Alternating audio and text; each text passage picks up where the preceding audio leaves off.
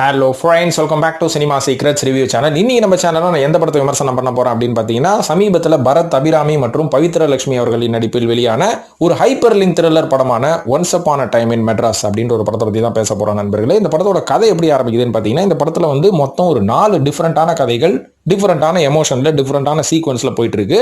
இந்த 4மே ஒரு இடத்துல கனெக்ட் ஆகும். அதுதான் இந்த படத்தோட கதை அப்படின்னு சொல்லலாம்.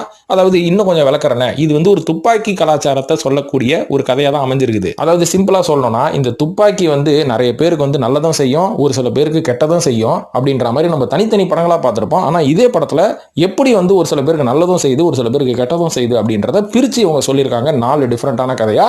இந்த 4 டிஃப்ரெண்டான கதையில் நடிக்கக்கூடியவர்கள், அதாவது ஒரு கதையில வந்து பரத் அவர்கள் ஒரு கேங்ஸ்டரா இருப்பாரு.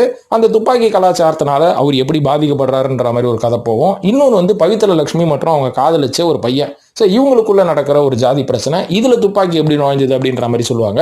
மூன்றாவது கதை நம்ம நடிகை அபிராமி இருக்காங்க பாத்தீங்களா, இவங்களுக்கு வந்து ஒரு பையன் இருப்பான். இந்த பையனுக்கும் இவங்களுக்கும் இருக்கக்கூடிய ஒரு பாண்டிங் மற்றும் இதுக்கு நடுவில் நடக்கக்கூடிய ஒரு பிரச்சனை, அந்த பிரச்சனையில இருந்து வெளில வரதுக்கு அபிராமி அவர்கள் துப்பாக்கி எப்படி எடுத்தாங்க அப்படின்ற மாதிரி இந்த ஒரு கதை.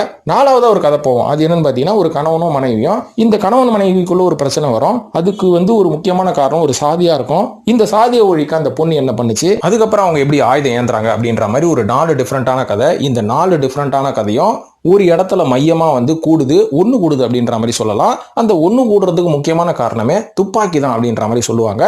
இதுதான் இந்த படத்தோட ஒரு அவுட்லைன் அப்படின்ற மாதிரி சொல்லலாம். இந்த படத்தை வந்து நீங்க பார்க்கும்போது ரொம்ப டீடைல்டிங்காகவும் ரொம்ப அழகாகவும் ரொம்ப கனெக்டடாகவும் எடுத்திருப்பாங்க.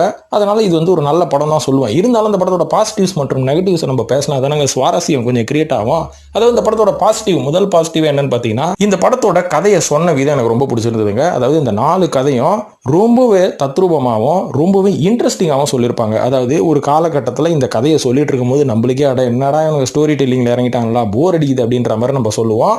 ஆனால் இந்த படம் கொஞ்சம் ஸ்லோவாக இருந்தாலுமே கூட கதை சொன்ன விதம் வந்து அவ்வளோ அழகாக இருந்தது. அது மட்டும் இல்லாமல் ஏதோ சொல்லணும் அப்படின்ற மாதிரி சொல்லாமல் ஒரு கதைக்கும் ஒரு மைய கருத்து, ஒரு சீரியஸ்னஸை இவங்க கொண்டு வந்து கொடுத்துருப்பாங்க. அது எல்லாமே ரசிக்கும் தன்மையாக தான் இருக்கும். அதையும் தாண்டி இந்த படத்தில் அபிராமி மற்றும் பரத்தோட ஆக்டிங் சூப்பராகவே இருக்கும். இவங்க 2 பேரோட ஆக்டிங் வந்து இந்த படத்தை வந்து கொஞ்சம் லிஃப்ட் பண்ணிட்டு போச்சுன்னு சொல்லலாம். இதையும் தாண்டி மற்ற நடிகர்களும் வந்து ரொம்ப நல்லா நடிச்சிருப்பாங்க. இதன் காரணமாக தான் இந்த படம் வந்து எந்த இடத்துலையும் லேகும் ஆகல, போரும் அடிக்கல அப்படின்ற மாதிரி நான் சொல்லுவேன். அது மட்டும் இல்லாமல் இந்த படத்தில் ஒரு சில ட்விஸ்ட் காட்சிகள் வரும், ஒரு சில ட்விஸ்ட் அண்ட் டர்ன்ஸ் வரும். அந்த ட்விஸ்ட் அண்ட் டர்ன்ஸ்லாம் ரொம்ப ரசிக்கும்படியாக தான் இருந்தது.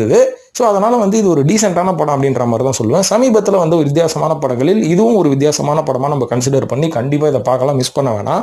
இதெல்லாம் இந்த படத்தோட பாசிட்டிவாக இருந்தாலுமே இந்த படத்தில் ஒரு சின்ன நெகட்டிவும் இருக்கு. என்னன்னு பார்த்தீங்கன்னா, ஆரம்பத்திலேயே நான் சொன்ன மாதிரி இந்த படம் என்னதான் விறுவிறுப்பாக போனாலும் கொஞ்சம் ஸ்லோவாக தான் இருக்கும். லேகிங்னு சொல்ல முடியாது, கொஞ்சம் ஸ்லோவாக இருக்கும். இன்னும் ஃபாஸ்ட்டாக இதை எடுத்துருக்கலாமோ அப்படின்ற மாதிரி நான் யோசித்தேன். ஆனால் ஃபாஸ்ட்டாக எடுத்திருந்தா இந்த கதையை இவ்வளோ டீட்டெயிலிங்காகவும் இவ்வளோ நீட்டாகவும் சொல்லியிருக்கிறதுக்கான வாய்ப்பு இல்லை. இந்த கதையை இப்படி தான் சொல்லி ஆனோம். ஆனால் எனக்கு வந்து அது ஸ்லோவாக இருந்தாலும் போர் அடிக்கல. ஒரு சில பேருக்கு என்னடா அது ஸ்லோவாக போகுது, மந்தமாகுது அப்படின்ற மாதிரி நினைப்பீங்க.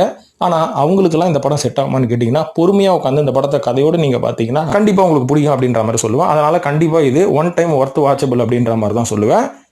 இந்த படத்துக்கு நம்ம சினிமா சீக்ரெட்ஸ் கொடுக்கக்கூடிய ரேட்டிங் எவ்வளோ கொடுக்கலாம்? 5க்கு 3 கொடுக்கலாம். கண்டிப்பாக மிஸ் பண்ணாமல் பாருங்க நண்பர்களே. இருந்தாலும் இதுலேயும் ஒரு சில அடல்ட் காட்சிகள்லாம் இருக்குது. அதனால் குழந்தைகளோட வீட்டில் பார்க்காதீங்க.